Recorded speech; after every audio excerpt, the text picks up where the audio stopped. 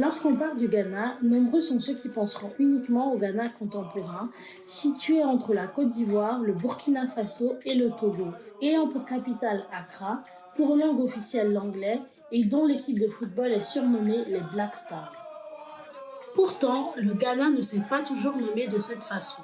Jusqu'à son indépendance, le pays se nommait la Gold Coast. C'est le panafricain Kwame Nkrumah qui décida, en 1957, alors qu'il était le premier ministre, de renommer son pays Ghana, afin de rompre avec le passé colonial et de faire référence au passé glorieux de l'Afrique noire. Mais à quoi renvoyait exactement le mot Ghana ? Il s'agissait en réalité du premier grand empire connu de l'Afrique de l'Ouest. Il ne partageait aucun territoire commun avec le Ghana actuel, mais se trouvait plutôt à cheval entre le Sénégal, la Mauritanie et le Mali. À travers cette vidéo, vous dépasserez les stéréotypes occidentaux classiques affirmant que l'Afrique n'a pas de passé antérieur à la colonisation.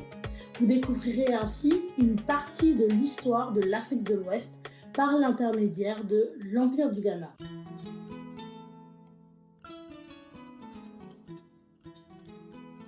L'Empire du Ghana est daté généralement entre le 3e et le 13e siècle. Il était dominé par les peuples des Soninké, appelés aussi Marka, Sarakole ou Akore. Mais pourquoi l'Empire du Ghana s'appelle Ghana ? Le mot Ghana est mentionné pour la première fois au 8e siècle après Jésus-Christ par l'auteur arabe Al-Fazari, dont on a perdu les écrits. Nous avons trace de ce témoignage car ce dernier fut cité dans les écrits de Al-Masoudi, encyclopédiste du Xe siècle. Selon le géographe arabe du XIe siècle El-Bekri, Ghana désignait à la fois le titre que les rois de l'Empire portaient, le nom de sa capitale que l'on nommait également Kumbi Salé et par extension son territoire. El-Bekri désigne également le territoire occupé par le Ghana avec le nom Aoukar. Cependant, si le nom du Ghana est resté, adopté par les peuples arabes puis par les occidentaux, les Soninké, fondateurs de l'Empire, le nommaient plutôt Ouagadou. Les origines du royaume du Ouagadou restent floues et nous y consacrerons une vidéo vous montrant qu'elles ont été récupérées autrefois par des colons occidentaux, affirmant que les premiers rois de l'Empire étaient des Assamites, c'est-à-dire des Blancs, ou encore des musulmans affirmant que les rois étaient les descendants d'un compagnon du prophète. Nous verrons que ces hypothèses sont maintenant obsolètes et qu'il y a des nouvelles pistes qui sont envisagées. Toujours est-il que l'Empire existait bien avant le début du commerce transsaharien qui s'est développé au 8e siècle. Maintenant, nous allons nous attarder sur le territoire que dominait l'Empire afin de savoir quelle était son importance et quelle était son étendue.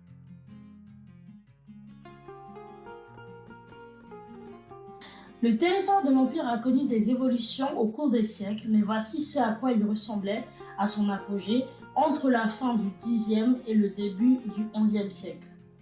Avant de nous attarder sur les peuples dominés par l'Empire, il est important de savoir que le Ghana, autrement appelé le Ouagadou, tirait sa puissance des régions aurifères, c'est-à-dire riches en or, qui étaient sous son autorité.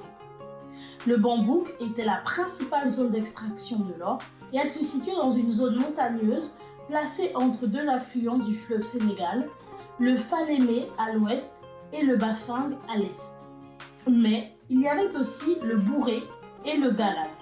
L'auteur arabe du XIIe siècle Al-Idrissi, dont l'historien Jean Davis affirmait qu'il possédait une bonne connaissance du sud du Sahara, parle aussi du pays des Wangara qui se situait à l'est de la capitale du Ghana et dont les habitants exportaient leur or vers le Maghreb.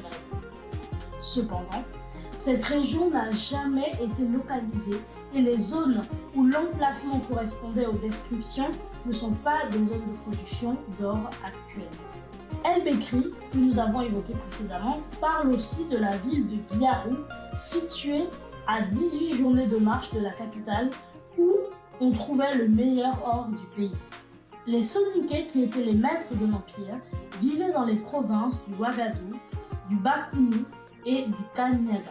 Ils dominaient d'autres peuples comme les habitants du Tékrou dans la moyenne vallée du fleuve Sénégal, qui furent sûrement le premier peuple noir à devenir musulman de par la position stratégique de leur région par rapport au commerce transsaharien qui entraînait des échanges de marchandises, mais également des échanges culturels. Ce territoire se retourna contre le Ghana au milieu du XIe siècle, prenant la part des ennemis de l'Empire qui étaient les musulmans almoravides et eut un rôle économique de premier plan entre la fin du XIe siècle et le milieu du XIIe siècle au moment de la chute de l'Empire du Ghana. Les Malinké étaient une autre ethnie sous la domination des Soninké.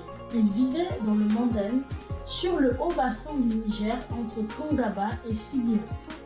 Ils furent à l'origine de l'Empire du Mali qui surpassera plus tard l'Empire du Ghana. Les Soso, de leur côté, possédaient un territoire s'appuyant sur les monts du Koulikoro au sud des territoires soninké.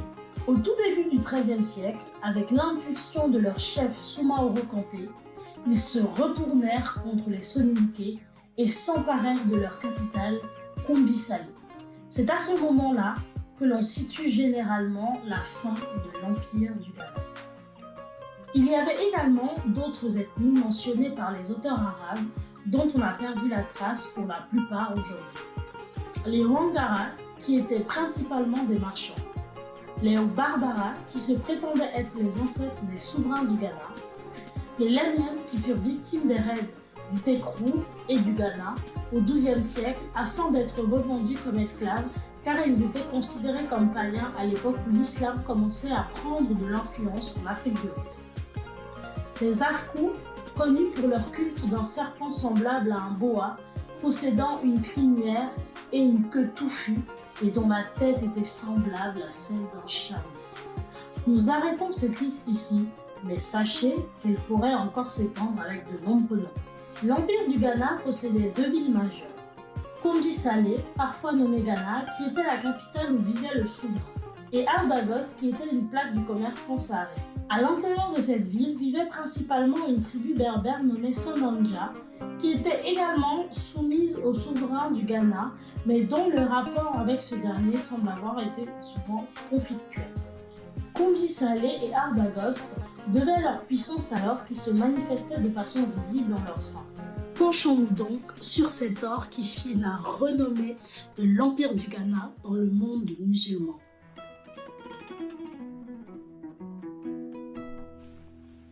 Le Ghana était un pays extrêmement riche grâce à ces régions aurifères que nous avons citées précédemment. Pour s'en convaincre, il suffit de se référer aux écrits arabes de l'époque qui se montraient très impressionnés par l'abondance de l'or. Par exemple, au Xe siècle, Ibn al-Faqih écrit « Dans le pays du Ghana, l'or pousse comme une plante dans le sable, comme poussent les carottes. On le cueille au lever du soleil. » Un siècle plus tard, El-Bekri décrit une scène de procès dans laquelle préside le roi. Voici ce qu'il en dit. Quand le roi donne audience au peuple afin d'écouter ses griefs et d'y remédier, il s'assied dans un pavillon autour duquel sont rangés 10 chevaux couverts de carapaçons en étoffe d'or. Derrière lui se tiennent 10 pages portant des boucliers et des épées montées en or. À sa droite sont les fils des princes de son empire, vêtus d'habits magnifiques et ayant les cheveux entremêlés et tressés avec de l'or. Le gouverneur de la ville est assis par terre devant le roi et tout autour se tiennent les vizirs dans la même position. La portée du pavillon est gardée par des chiens d'une race excellente qui ne quittent presque jamais le lieu où se trouve le roi. Ils portent des colliers d'or et d'argent, garnis de grelots des mêmes métaux.